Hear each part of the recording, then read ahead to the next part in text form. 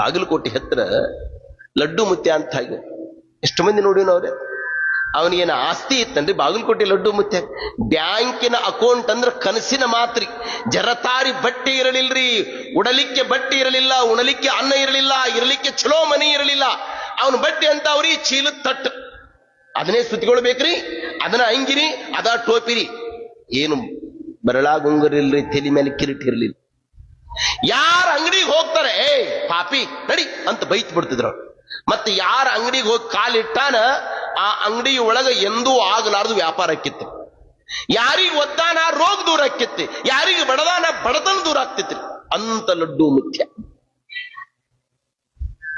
ಅವನಿಗೆ ಇರುವಾಗ ಒಂದು ಹನಿ ನೀರು ಕೊಡ್ಲಿಲ್ಲ ಜನರಿ. ಸಮಾಜ ಅವ ಎಲ್ಲಿ ನೀರು ಕುಡಿತಿದ್ದಂದ್ರೆ ಜನಗಳು ಸ್ನಾನ ಮಾಡುವ ಬಚ್ಚಲದ ಮೂರಿ ನೀರು ಕುಡಿತಿದ್ದ. ಬಚ್ಚಲ ಅವನು ಸತ್ತ. ಜನಗಳು ಇಷ್ಟು ಮಮ್ಮಲ ಮರಗಿದ್ರಿ. ಅವನ ಶವವನ್ನ ನೋಡಿದಾಗ ಕಣ್ಣು ತುಂಬ ಕಣ್ಣೀರು ಬಂದರು. ಅವನ ಸಮಾಧಿ ಮಾಡಿದ್ರು. ಜನ ರೊಕ್ಕ ತಂದು ಲಡ್ಡು ಮುತ್ತಿನ ಸಮಾಧಿ ಮೇಲೆ ಹಾಕಿದ್ರು, ಎಣಿಸಿದ್ರು 7 ಲಕ್ಷ ರೂಪಾಯಿ ಆಗಿದ್ದು ಅಂತ ಅವಾಗ.